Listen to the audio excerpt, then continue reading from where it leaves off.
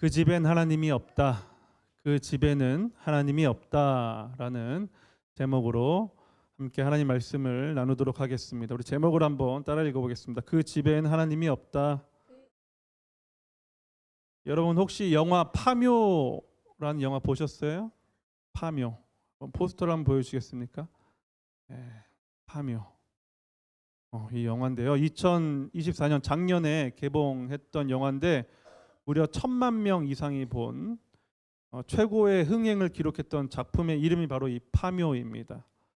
영화 제목이 되는 파묘는요, 이 깨뜨릴 파, 묻은 묘, 그래서 죽은 자의 시체가 묻어있던 묘를 파헤쳐서 옮겨 묻는 것을 파묘라고 합니다. 그럼 이 영화에서 주인공들은 왜 조상들의 무덤을 파헤쳤을까요? 줄거리는 이렇습니다.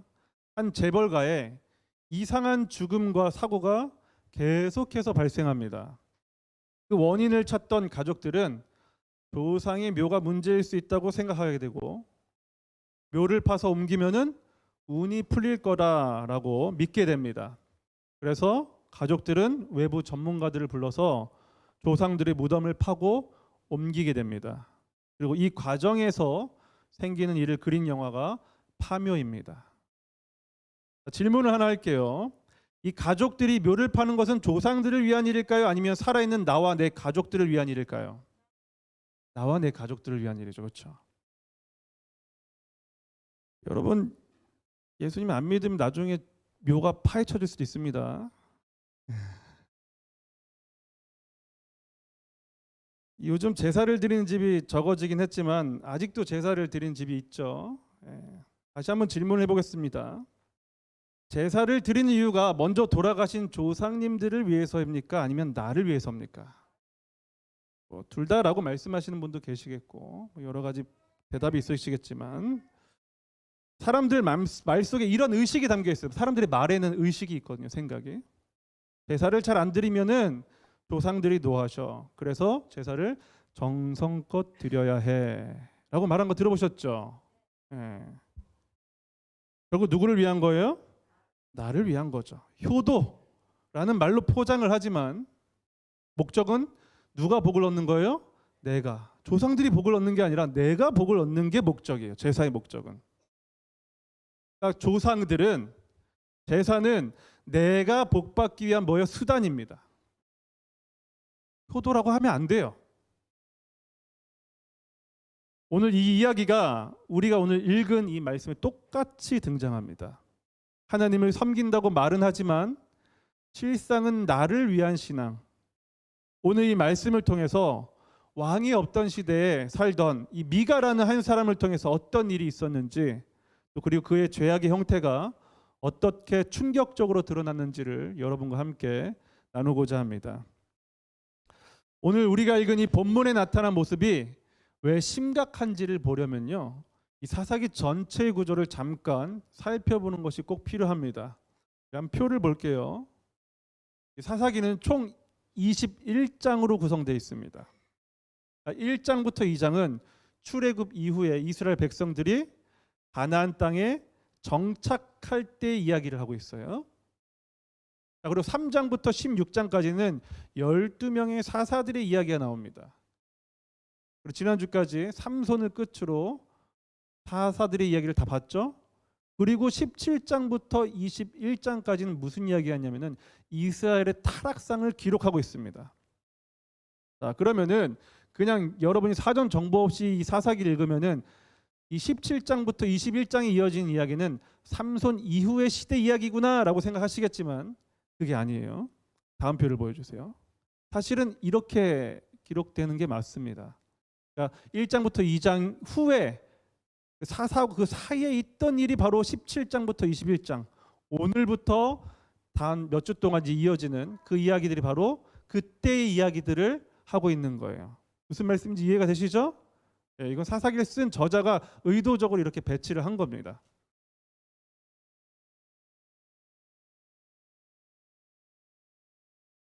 자, 이 배경을 알고 보면 본문을 보면은 이 본문을 통해 무엇을 드러내시는지 보다 뚜렷하게 비춰볼 수가 있어요.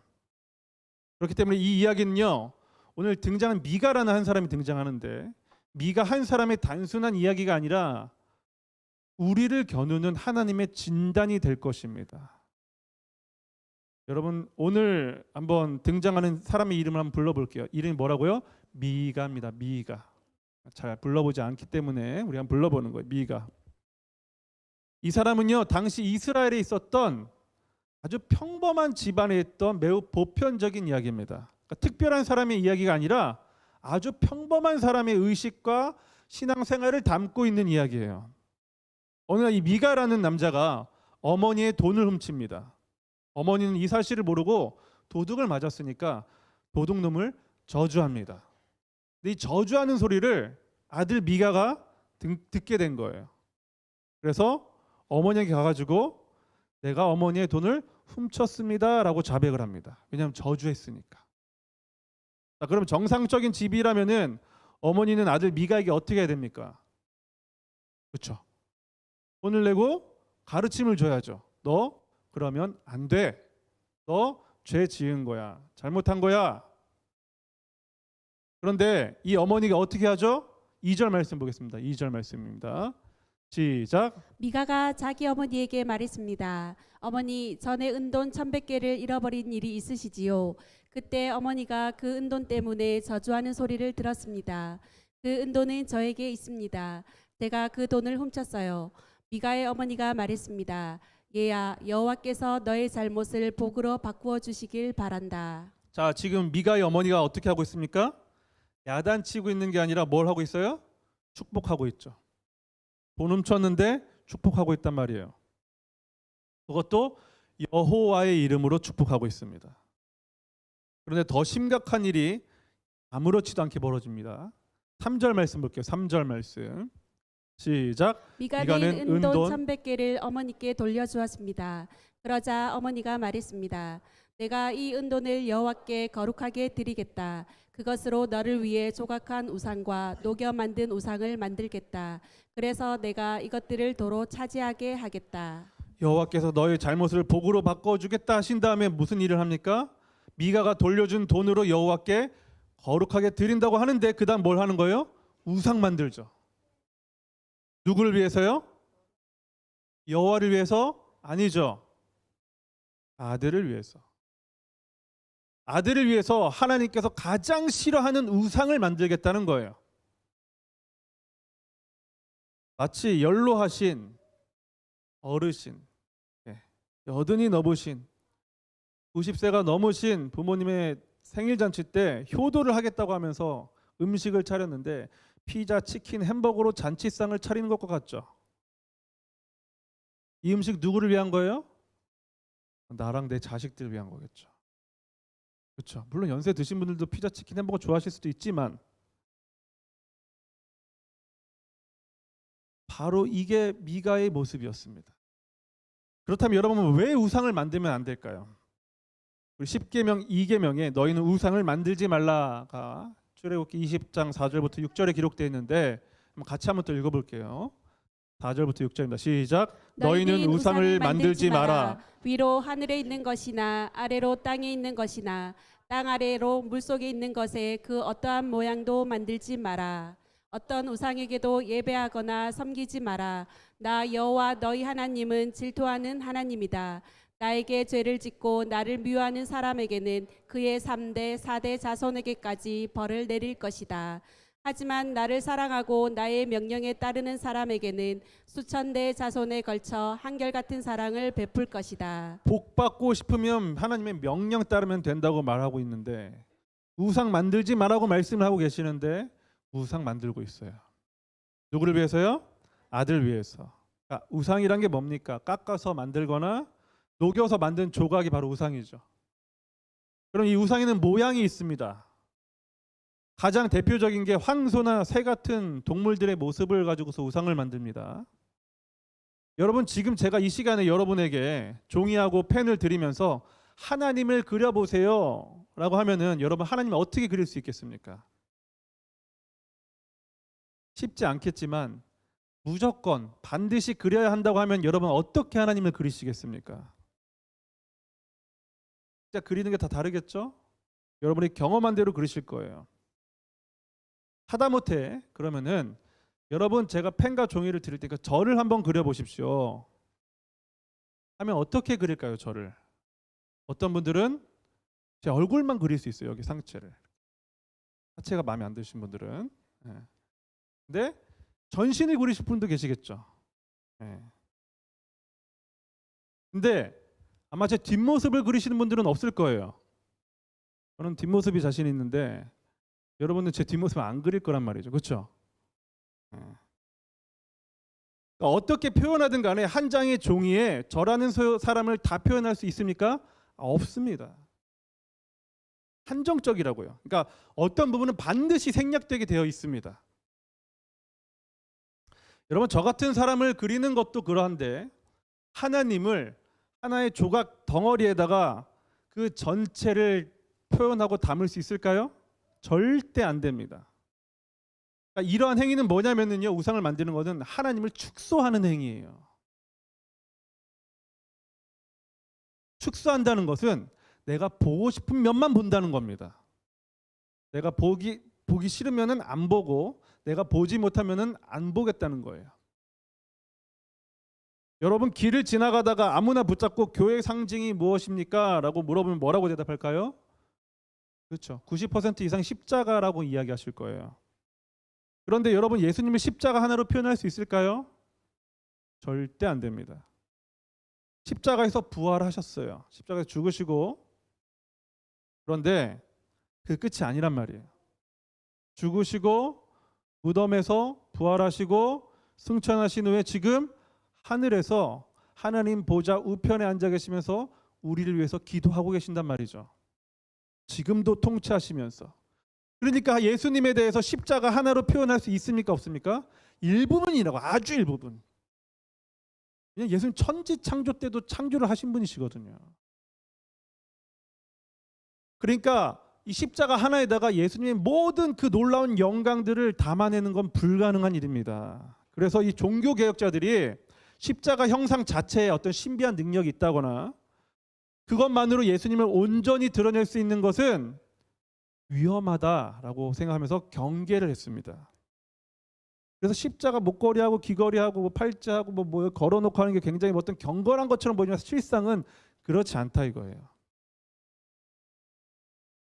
그러니까 이 미가의 어머니가 여호와를 위해라는 신앙의 언어를 통해서, 그렇죠? 신앙의 언어를 사용하고 있어요. 여호와를 위해. 일상에서 쓰지 않잖아요, 잘.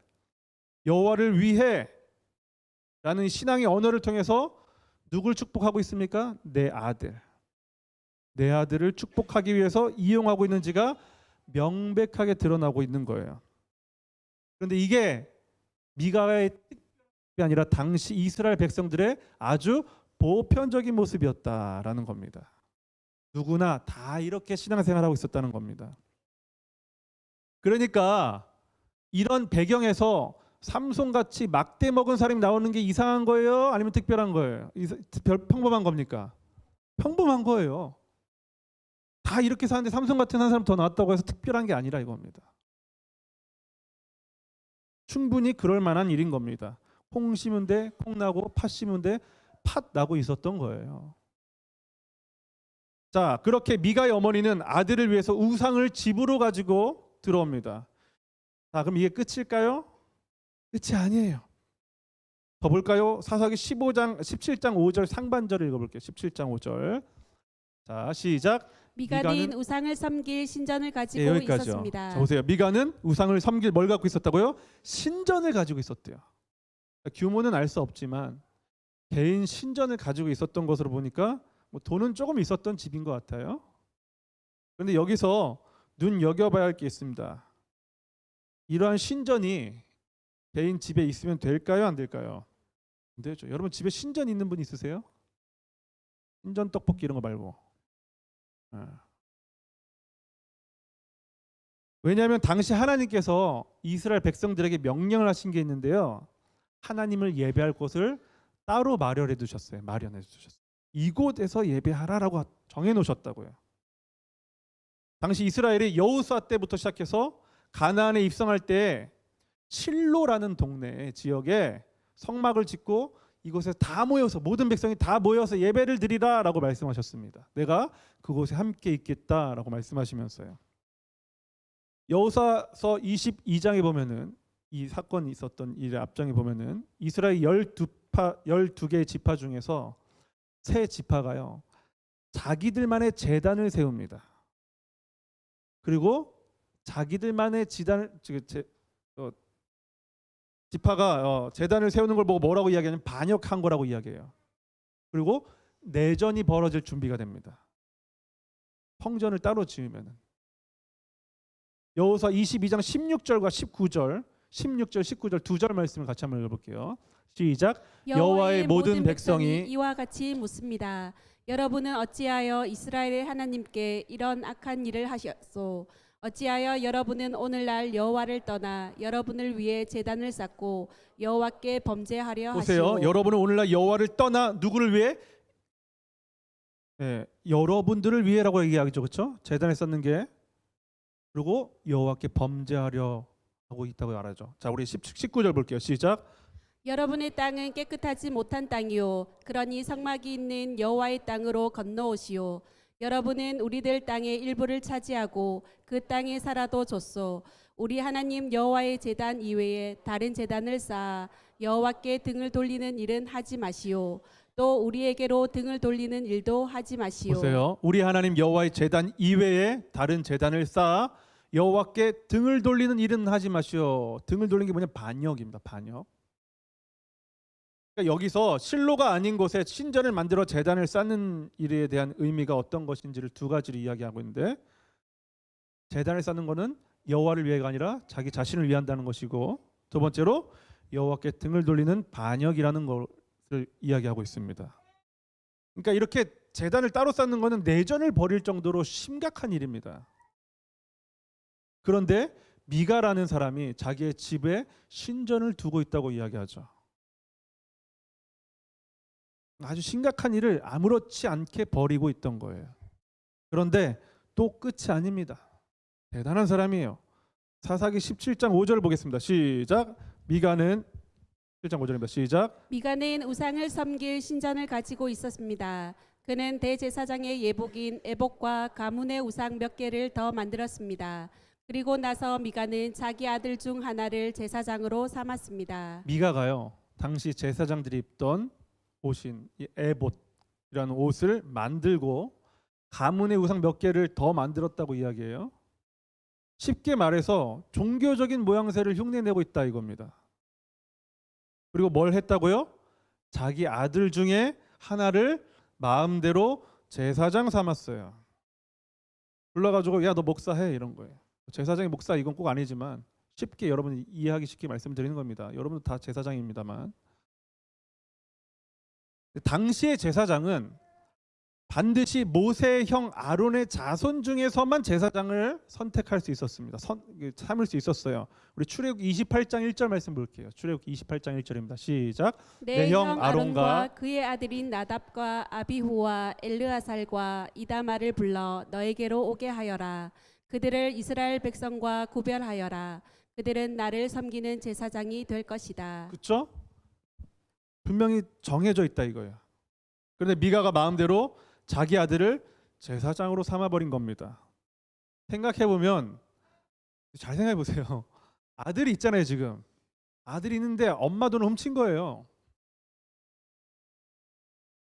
나이가 한 3, 40 된 사람이 엄마 돈 훔쳐가지고 있었다고요. 이상한 일이 보편적으로 벌어지고 있었던 거예요. 충격적인 일이죠. 지금에서 보면은.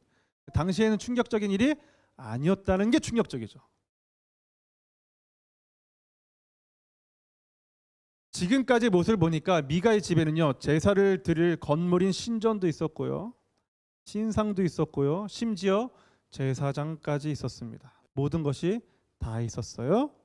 딱 하나만 빼고 있었습니다. 그게 뭐예요? 하나님만 안 계셨어요. 그 집에는 하나님이 없었습니다.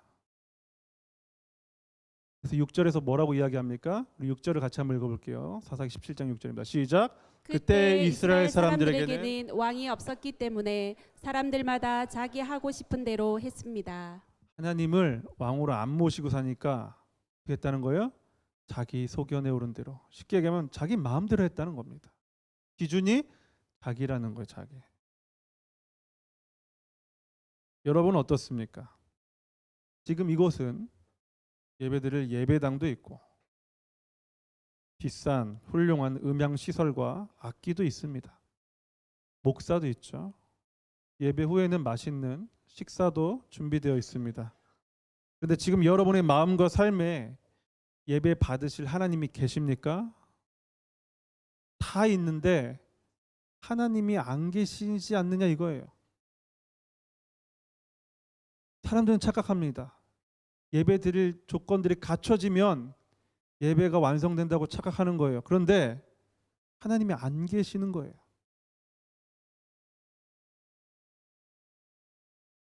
미가의 집이 보여지는 우상 숭배의 본질은요, 단순히 형상을 만들었다는 행위가 아닙니다.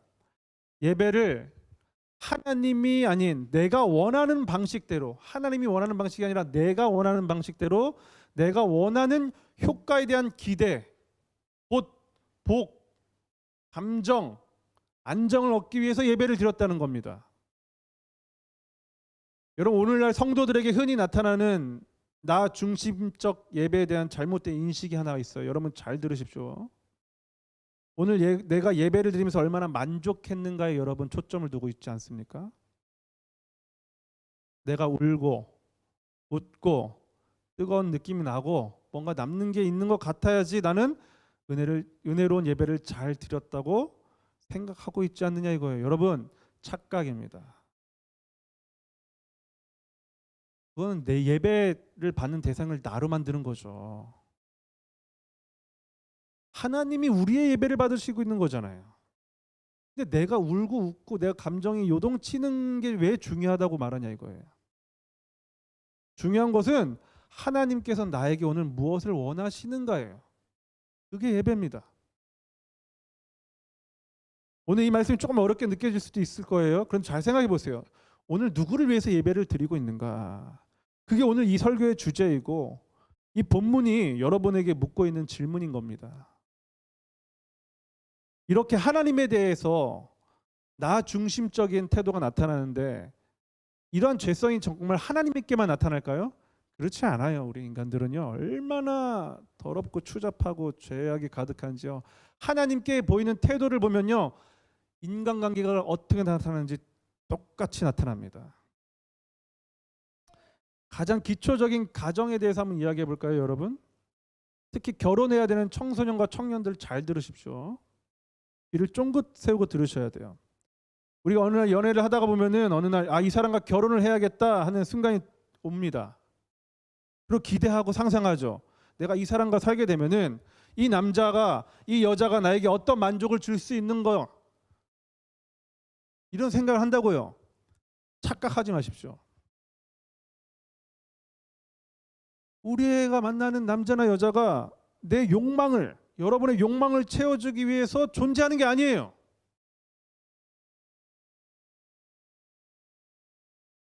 내 마음대로 원하고 만들고 깎아가지고 그린 대로 그 사람을 기대하지 말라 이거예요.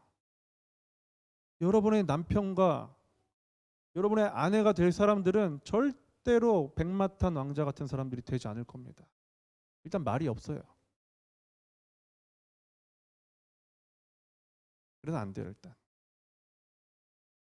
여러분 그걸 기대한단 말이에요. 결혼하면은 이것도 해줄 거고 저것도 해줄 거고 이것도 해주겠지. 계약서를 써보십시오. 해주나. 여러분의 부모님께 가서 물어보십시오. 해주었던가.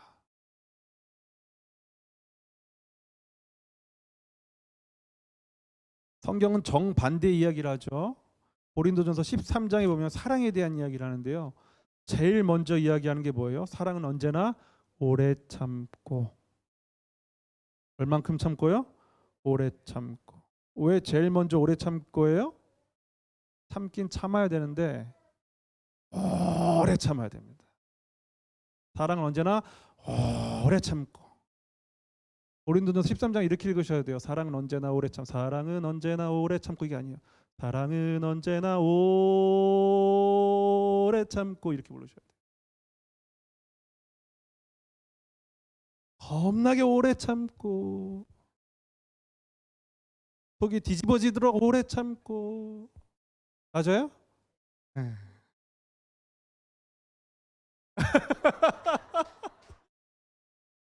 잘 참고 계십니다. 이 말씀을 들으면서 오늘 이 설교는 내가 들을 게 아니라 저희 오늘 오지 않은 인간들이 들어야 되는데 하고 생각하는 분이 계시다면 당장 지금 무릎 꿇고 눈물을 해결하셔야 돼요. 이 설교를 듣지 않고 있는 여러분의 남편과 여러분의 아내가 참고 또 오래 참고 있는 그 시간을 보내고 있는지 여러분 헤아려 보셨어요? 나만 참고 있다고 생각하겠지. 왜? 나 중심적으로 생각하거든요, 우리는. 그러니까 맨날 나 손해본 얘기만 하는 거예요. 전국 손해자랑 제가 대상입니다 막 이러고 나와가지고 얼마나 손해본지 아십니까? 옆에서 아니야 그거 아니라고. 내가 더 손해봤다고.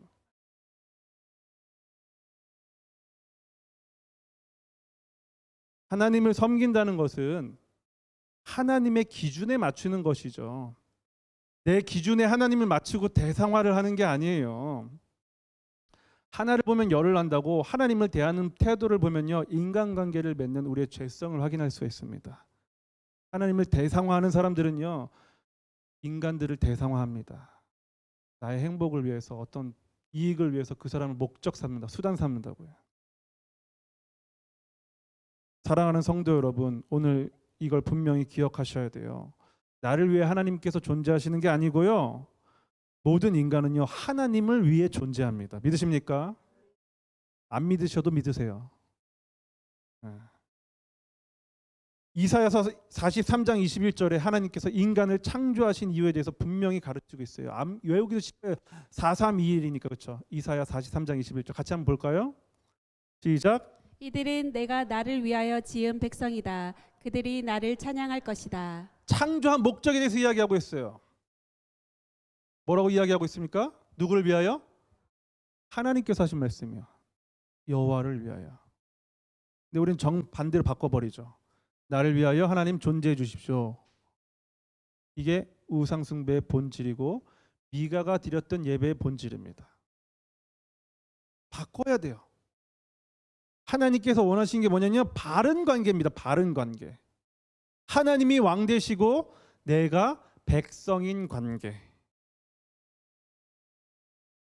여러분, 미가도 제사를 드렸습니다. 하나님도 알았고요. 그리고 제사를 드리기 위한 모든 것이 다 있었어요. 그 집에. 하나님만 빼고. 여러분, 물론 우리 예배가 늘 완전할 수 없습니다. 때론 감정에 끌려가기도 하고요. 때로는 나를 위해 예배의 자리에 오기도 하죠. 때로는 형식에 치우쳐 있기도 합니다. 그러나 이렇게 하나님은요, 미가의 이야기를 통해서 하나님이 얼마나 오래 참으시는 분이신지를 우리에게 드러내고 계세요. 사사기 1장 2장 사이에 이야기했다 그랬죠. 1장 2장 이후에 이야기했다 그랬죠. 그리고 3장부터 17장까지 사사 이야기했다 그랬잖아요. 그렇죠? 이 꼴을 보고서도 계속 참아내셨다 이거예요. 하나님은 이렇게 말씀하시는 거예요. 너희들은 이렇게 미가처럼 나를 없는 신 취급했지만 내가 나를 위해 지은 너희를 위해서 열심히 참고 있다. 그리고 결국 나를 찬양하도록 너희에게 구원을 베풀 것이다 라고 말씀하고 계시는 거예요. 그래서 저는 목사로서 이 말씀을 통해서 이 진리를 여러분에게 분명히 가르치고자 합니다. 마음에 찔림이 있는 분들은 회개를 하시고요. 또 마음에 결단을 하시고 마음을 굳게 지키시기를 바랍니다. 그리고 이렇게 오래 참으시는 하나님의 은혜와 자비를 감사하면서 내 삶에서 내가 주인 되지 않고 하나님을 왕으로 모시며 우리의 남은 인생을 창조의 목적대로 살아가는 저 여러분 될 수 있길 예수님 이름으로 축복합니다. 그래서 하나님께서 보실 때 그 집에는 내가 있다라고 말씀할 수 있는 그런 집안이 되기를, 그런 여러분이 되기를 우리 예수 그리스도 이름으로 다시 한번 축복합니다. 잠시 기도하고 또 찬양하도록 하겠습니다. 하나님, 제가 드리는 또 우리가 드리는 예배가 엉성하고 또 나를 위한 순간이 많았음을 고백합니다. 그러나 지금 이 시간만큼은 하나님을 진짜로 예배하길 원합니다. 저의 연약한 이 마음을 받아주시고 저를 다시 예배의 자리로 이끌어 주시옵소서. 감사합니다. 예수 그리스도 이름으로 기도합니다. 아멘. 우리 다 같이 자리에 일어나셔서요, 오늘 말씀을 기억하면서 임재, 하늘의 문을 여소서 찬양하도록 하겠습니다.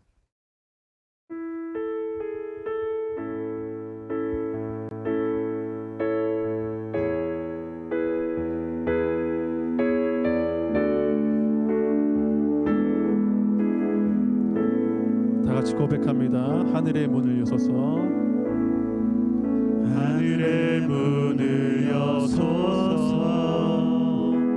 이곳을 주목하소서. 주를 향한 노래가 꺼지지 않으니 하늘을 열고 보소서. 이곳에 임재하소서. 이곳에 임재하소서. 주님을 기다립니다. 기도의 향기가 하늘에 닿으니 주여 임재하여 주소서. 주여 임재하여 주소서. 이곳에 오셔서 이곳에 앉으소서. 이곳에서 드리는 예배를 받으소서. 주님의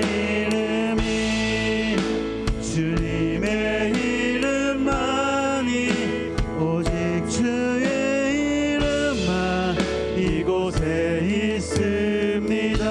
다시 한번 고백합니다. 하늘의 문을 여소서. 하늘의 문을 여소서. 이곳을 주목하소서. 주를 향한 노래가 꺼지지 않으니 하늘을 열고 보소서. 하늘을 열고 보소서. 이곳에 임재하소서. 이곳에 임재하소서. 주님을 기다립니다. 주님을 기다립니다. 기도의 향기가 하늘에 닿으니 향기가 하늘에 닿으니 주여 임재하여 주소서. 주여 임재하여 주소서. 이곳에 오셔서 이곳에 앉으소서. 이곳에서 드리는 예배를 받으소서. 주님의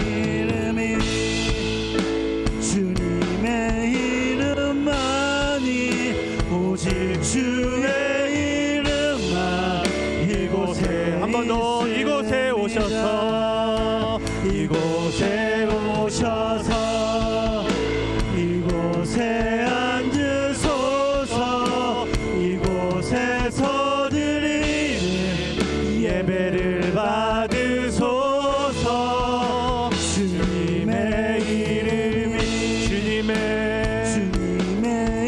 이름만이 오직 주의 이름만 이곳에 있습니다. 이곳에 오셔서 이곳에 앉으소서. 이곳에서 드리는 예배를 받으소서. 주님의 이름만이 오직 주의 이름만 이곳에 있습니다. 잠시 기도하겠습니다. 하나님, 미가의 예배를 드리지 않도록 우리를 불쌍히 여겨주시고 함께하여 주시옵소서. 다 있는데 하나님만 없는 그런 예배 드리지 않도록 우리 가운데 함께하여 주시옵소서. 다 없어도 하나님만 있으면 만족할 수 있는 그런 예배가 되게 하여 주시옵소서. 하나님, 이 시간 우리가 하나님과 늘 동행하며 모든 삶이 예배가 되기를 원합니다. 하나님, 우리가 그렇게 살지 못할지라도 우리가 이 시간만큼은 결단하길 원하오니 하나님 함께하여 주시고 우리 가운데 역사하여 주시옵소서. 다 같이 이 기도 제목을 가지고서 우리 하나님 앞에 주여 한번 외치고 기도합니다. 주여, 주님 기도합니다.